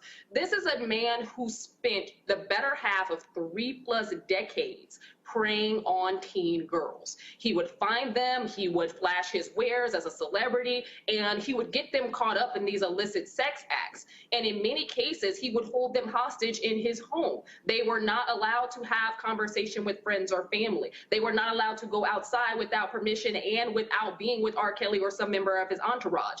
This was a man who spent the entirety of his career preying on extremely young girls. I don't say young women because these weren't women, these were children. And at the end of the day, this is a man who did it in broad daylight. Everyone knew. Some people joked about it. Even after he got caught in that P tape, literally urinating on a 14-year-old girl, he was allowed that same year to participate in the Babilican Parade, the largest Black parade in this country. The Babilican Parade is a big part of Chicago history. It's also a parade that literally marks back to school. When you are chosen as the Grand Marshal of a parade that is about children, after you get caught urinating on a child, it is beyond words to me. So I'm thankful that at this point, he's finally going to be taken to task for his litany of crimes, but honestly, this is a long time coming, and the man, quite frankly, disgusts me. Amisha, I know that we heard about the girls, but now there was some new allegations of him sexually abusing a 17-year-old boy. Do you think that will change the dynamics of this case? And I know that was even a question that was posed to the jurors about, you know, seeing video of same sex. Does that change the dynamics of this case? Does this make this case even bigger? Well, I think we have to understand the detail of that, because when it first came out, people alleged that it was some type of homophobic thing, and there were a lot of people who jumped on it and said, oh, well, all his other victims are girls. When we dig deeper, the allegation is that a young man was actually in the video with some of these girls, and he was watching them and filming them, not that R. Kelly himself was committing sexual acts with this teenage boy. But it is still a crime to film or to instruct another teen to engage in sexual activity with, again, underage girls. This guy, I think, was 17 at the time. The girls that were in that video were 14. By state law, that is also a very large crime because they are not of consenting age. Yeah, absolutely. Reese, do you think that these jurors will deliver R. Kelly justice fairly? And given that his supporters will be allowed to attend outside the court, what's your take on that? Well, I mean, I served on jury duty before, and I feel like I was a very fair juror. That's why you're supposed to be judged by a jury of 12 of your peers. But I would imagine that not everybody on that jury is going to know who he is or know any of his background, and they're going to judge the evidence, judge him based on his evidence. But, you know, a jury system is not a perfect system. Neither is the justice system. But, you know, that's what we have. But, you know, it's finally his day of reckoning, or, you know, now his second time of reckoning, because he was acquitted on his prior charges, and it's time for him to be held accountable. It's pretty disgusting that it took this amount of carnage in his over decades before it to rise to this occasion. As Amisha said, I think that documentary, Surviving R. Kelly, was very much something that transformed the way that people looked at him and were willing to hold him accountable.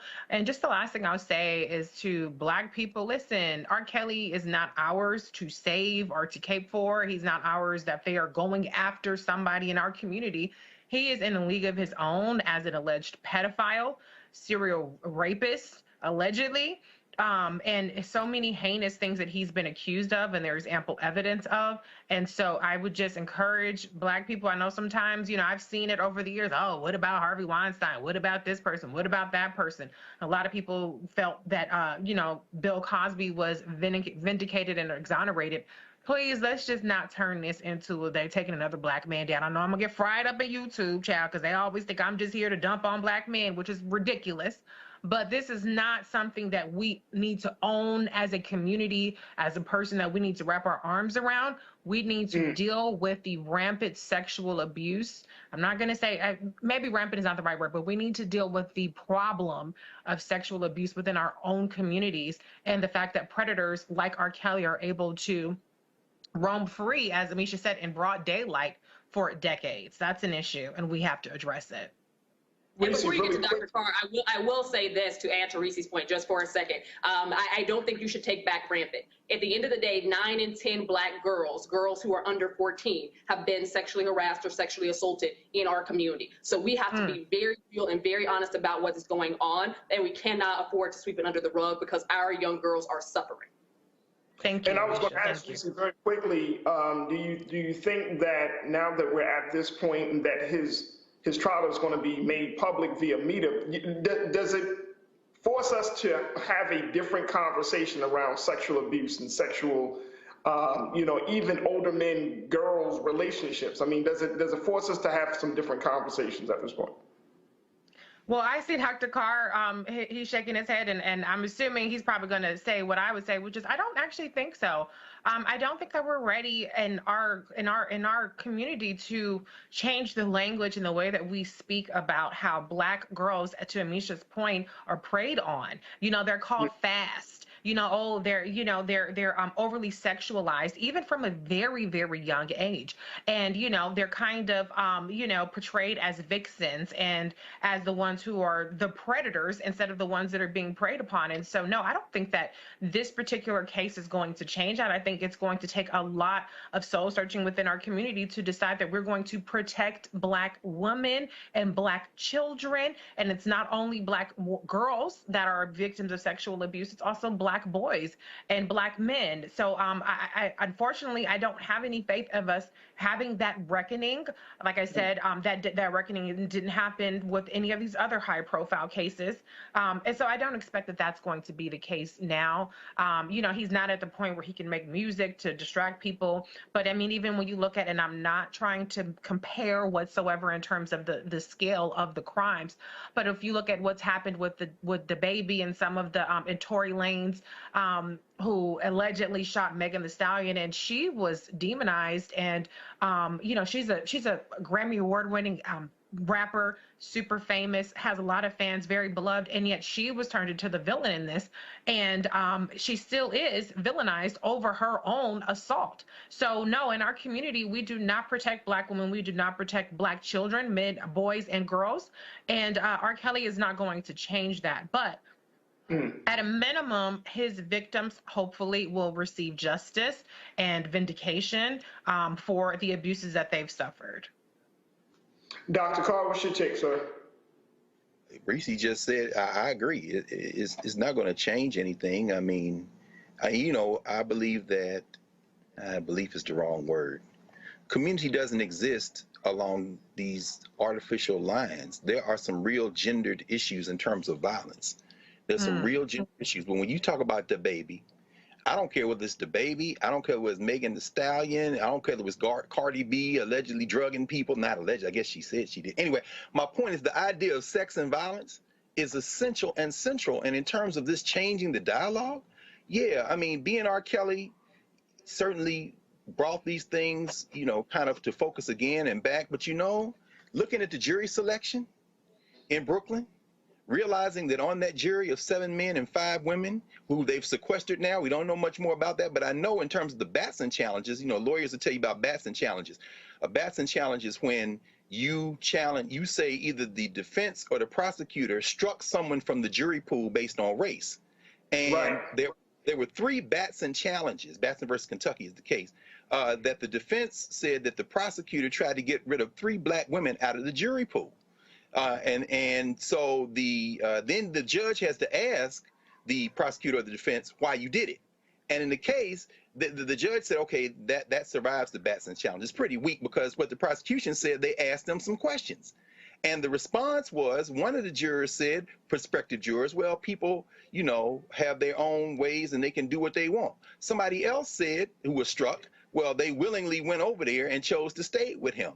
Now, on the side of the prosecution, they accused the defense of trying to get rid of 7 people out of the jury pool who were white. And those survived Batson challenges as well. Now, where am I going with that? And this is the part where I say it's difficult to imagine where this is going to change. At the end of the day, class is going to play a role in this. Can this jury be hung? Is R. Kelly going to be convicted of any of these charges? If you put a gun in my head and said predict yes or no and you can only pick one, I'm going to go with no. Why? Because, to quote perhaps the most important in terms of making this very essential and putting it where we can get it, theoretical analysis of this, the great Huey Freeman in the Boondocks. Hey, what the hell is wrong with you people? Every famous Negro that gets arrested is not Nelson Mandela. Yes, the government conspires to put a lot of innocent Black men in jail on fallacious charges, but R. Kelly is not one of those men. We all know the Negro can sing, but what happened to standards? What happened to bare minimums? You a fan of R. Kelly?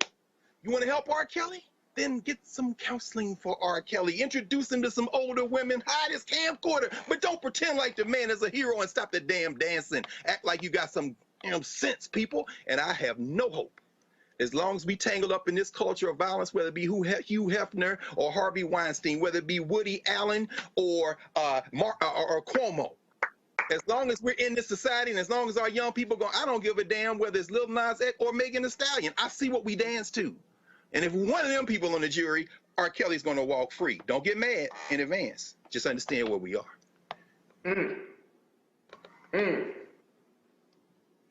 That's all I can say, Dr. Carson. At this point, we will have to see. But I think that, not to everyone's point, that we have to disassociate ourselves from certain individuals within our community. I see it on social media all the time. You know, he's a musical genius. He, you know, that, and sometimes. I mean, interrupt you, brother. I'm mentioning this. We just watched Kevin Hart and Snoop narrate the Olympics for Peacock. Do y'all remember when The Chronic came out and you heard the drum? It ain't but Drake. I watched Snoop walk 2 black women on chains like dogs down a red carpet. You don't get to be rehabilitated until you have come. In fact, not even after that, but you must now come to a tribunal on this. We're not serious. This I don't know. We make recover from slavery as long as we act like we don't have eyes. Jesus. All right, let me stop. Amisha? Keep it going, Dr. Carr. No, I was going to say, Dr. Carr is making great points here. I think that part of the issue is with some of our black legends, our black entertainers, our black actors, people can't separate the talent from the backstage personality. And I think that at the end of the day, we have so many individuals, and it's not just R. Kelly. We've heard allegations from various people, one of which who decided to go to a country where he cannot get extradited from, and is currently still making money. So at the end of the day, this isn't something that's new in hip hop culture and rap culture and sports or athletic culture. There are a lot of men who just happen to be abusers. Some of them are cousins, uncles, boyfriends, all of those things. And I will say this, the black community as a whole has done a very good job of shielding these men who are often perpetrators of violence against young women, young girls, in many cases, young boys as well. And we need to do better at holding them accountable, period. To Dr. Carr's point, I think that at the end of the day, there's just such a fierce push and protection of men who have been accused of things that they have not done. We've got a history of that. Typically, the accuser was a white woman. But in addition to that, there's also been a criminal justice system that has preyed on black men. But guess what? There are also a whole bunch of damn black men who prey on young black girls and boys. And we need to make sure that we are putting those people under the jail. Because if they get away with one, they're going to keep going down that line and attacking other children and young women. We cannot allow that to happen, because way too many of our young kids have their lives destroyed and are going through trauma for the rest of their lives based on something that happened to them when they were in their youth. Yeah, absolutely. Absolutely. We're going to have to end it right there, but I want to thank each one of you for being with me tonight to talk about these stories. Reese Colbert of Black Women Views, Dr. Greg Carr, Chair, Department of the Afro-American Studies at Howard University, and Amisha Cross, Political Analyst and Democratic Strategist. Thank you so much, family, for joining us today. Good job. Thank you, brother. Folks, you know, if you enjoyed this conversation, then we want your support. As always, Roland Martin is the man behind the platform, and we cannot do this alone. We need your support. So make sure you do your part to support us here at Roland Martin Unfiltered. You can Cash App, you can use PayPal, Zelle, and Venmo, and just give something. Give something. Just any amount. You can do it monthly, you can do it one time, but make sure that you give something to continue to support this Black platform. And we want to make sure that we continue to talk about the stories and have the conversations that are unadulterated, unfiltered, and unapologetically Black. You can only find that here on Roland Martin Unfiltered. I'm Faraj Muhammad, sitting in for the big guy, Brother Roland Martin, and I thank you so much for your time with us tonight. Make sure you follow us on all social media platforms, and of course, make sure that folks know that we are bringing the phone each and every day here on Roland Martin Unfiltered. In the words of my big brother, Brother Roland, thank you for tuning in. Holla!